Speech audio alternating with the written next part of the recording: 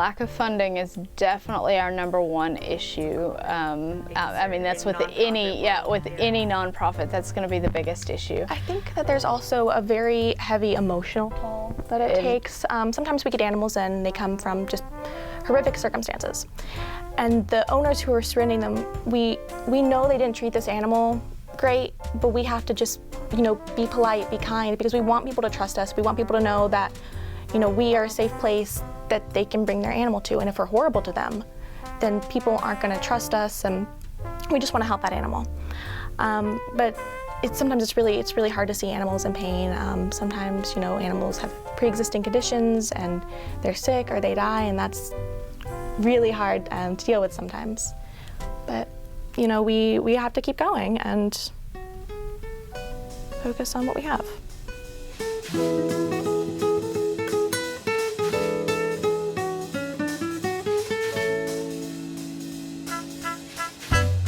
Most rewarding experience I can describe is when we get these animals in that are just, we get animals in from hoarding situations and things like that, animals that have spent their entire life in a little dog crate or in a little, cage, and they haven't necessarily been treated right. And we get them into our facility, and the first time you open that crate and that fox runs all over that facility and they wag their tails every which way, because foxes wag their tails just like dogs when they're excited. They get so happy and they're running around, and that is just the best feeling.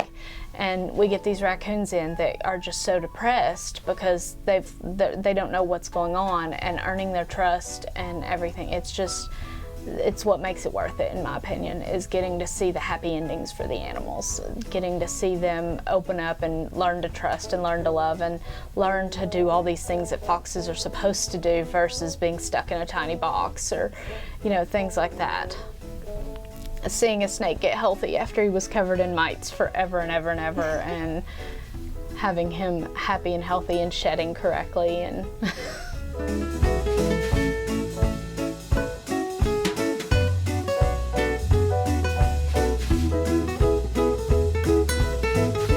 I think people really do trust us, and that's something that I feel very honored about. The fact that, we are trusted with these wild animals. We are trusted, by the state to, work with these animals, that we are the best option for these animals. And that's very flattering, honestly. And then that gives us the opportunity really to help more.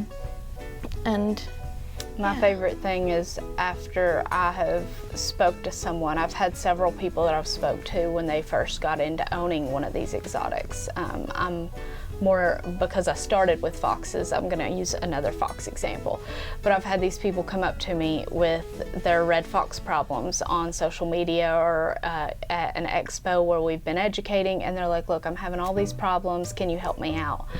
And then years down the road, they message me thanking me, saying they've still got their animal and it's going great, and they want to help rescue efforts now because they've seen how it's done and what goes into it, and they're just so honored that they were able to keep their animal due to the things that I helped them figure out, the issues that they were having, helping them overcome.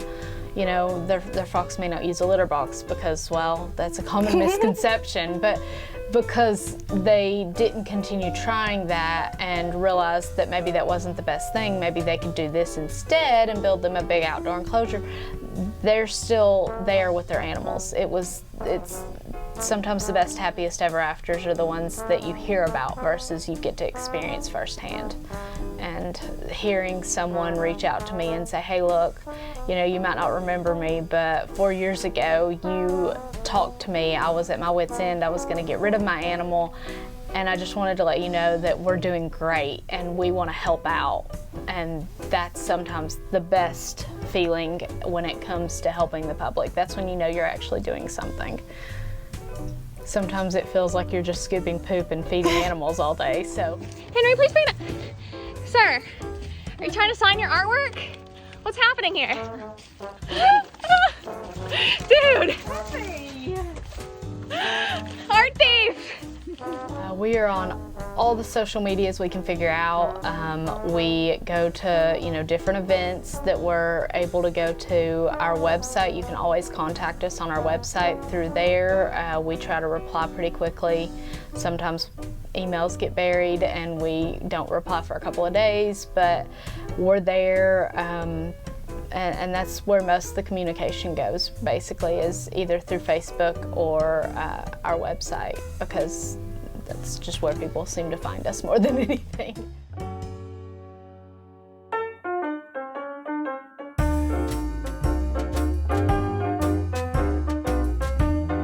Now we're working towards getting more things done for the animals that we share our lives with outside of the sanctuary. We're working towards doing some community activities where we're cleaning up and things like that. So based off of like more community service, pick up trash, plant trees, those sort of things. And that's something most people don't know about us at all. And it's because we have to focus most of our time on the animals, but that is something that is kind of something new we're trying to work on.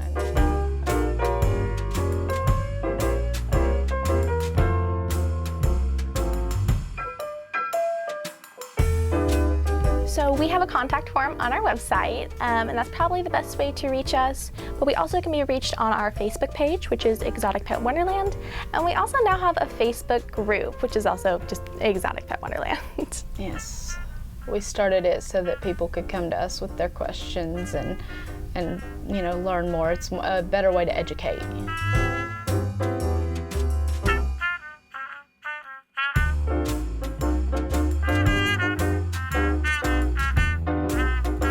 This is Monty, and he is a Burmese python. A baby. A baby. Well, he's about a year old. Do you want to tell his story? He actually was at an expo, and he was covered in mites and needed someone to help him out. So we agreed to him and got him all cleaned up, and now he's doing great. He's just, one day he's going to be our big snake, There's always that one person that has the big snake. We're going to be the people with the big snake. Yeah.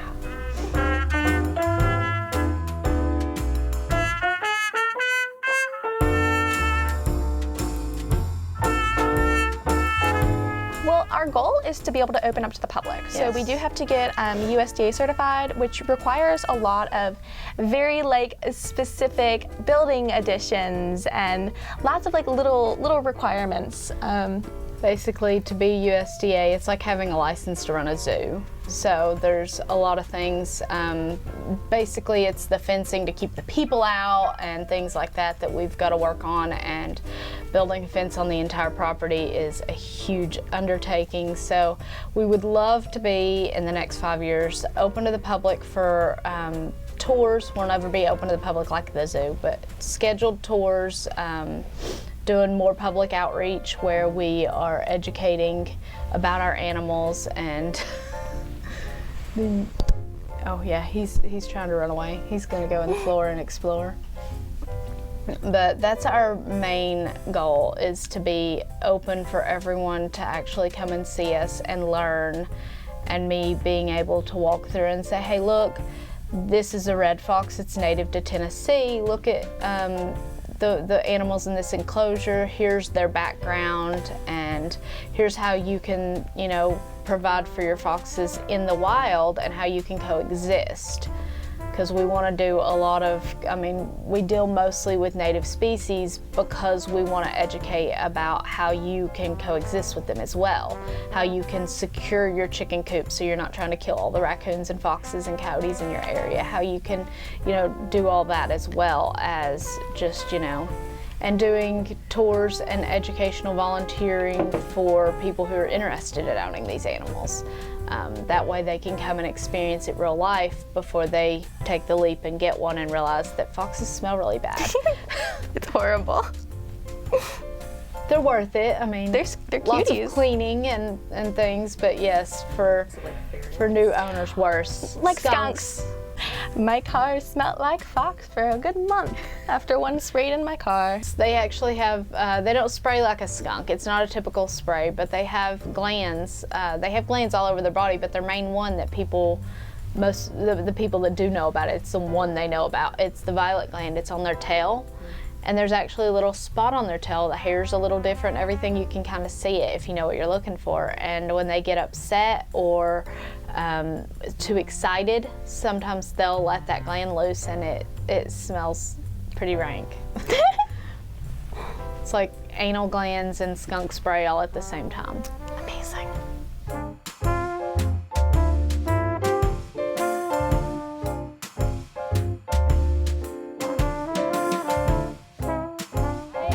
Had an opossum that I was fostering because we have to, quarantine the animals in my bathroom.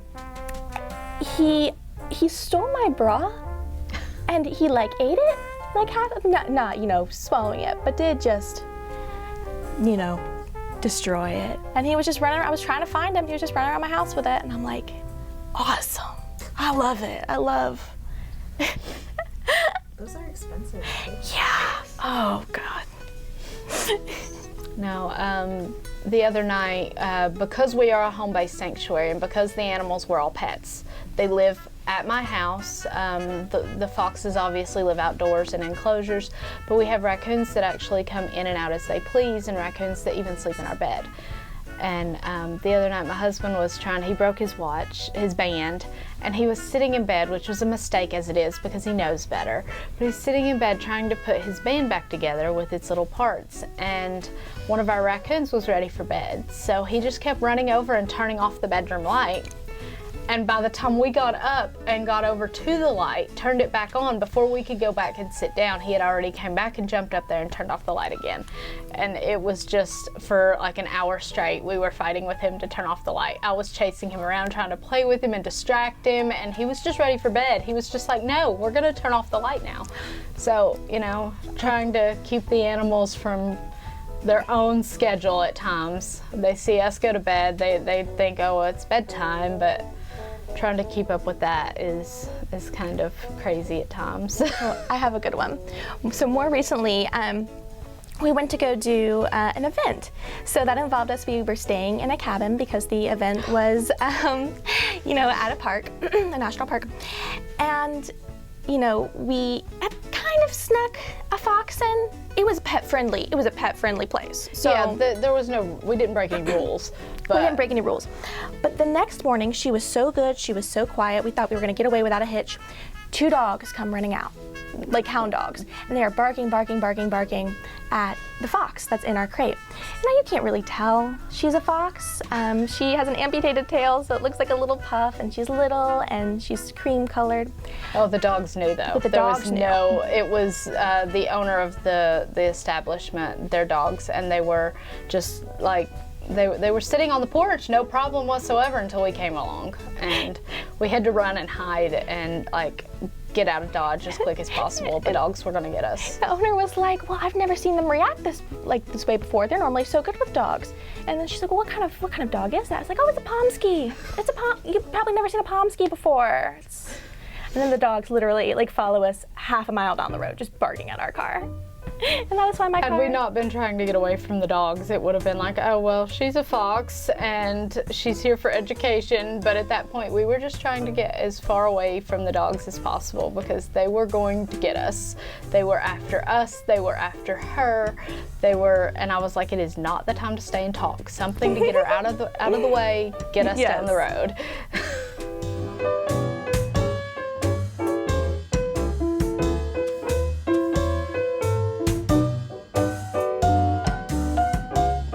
In the house all the time. We've only currently got 4 raccoons that don't go outside.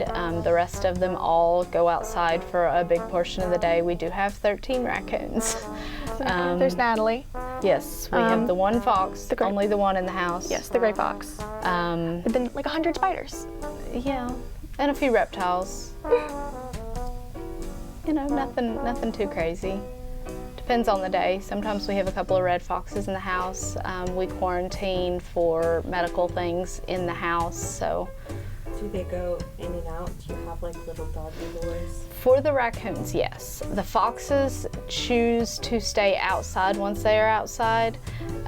We have had them to where we've had a few that stayed inside until they were, you know, I've had one that stayed in the house until she was about a year old. We got her at like 10 or 12 weeks, and she was in the house until she was about a year old, and we would let her out some, and then she would want to come back in. But once they stop wanting to come back in, we leave them out there. That's where they're happiest. That's where it makes cleanup easier, because foxes do not litter train, and so chasing after them constantly is just a toll on us. So wherever they're happiest. But the raccoons do enjoy being inside, and we actually have it's over 800 square foot enclosure for our raccoons. And it has a bridge going to it. It's 18 foot tall because it has different levels they can climb up to, and it has a bridge all the way into the house. And we call it Narnia because it opens into a cabinet. So if we're doing something we don't want them in there, or if the weather gets really bad and we want them inside, we can lock them in or out. But a lot of times it's open to where they can just, you know, come and go as they please.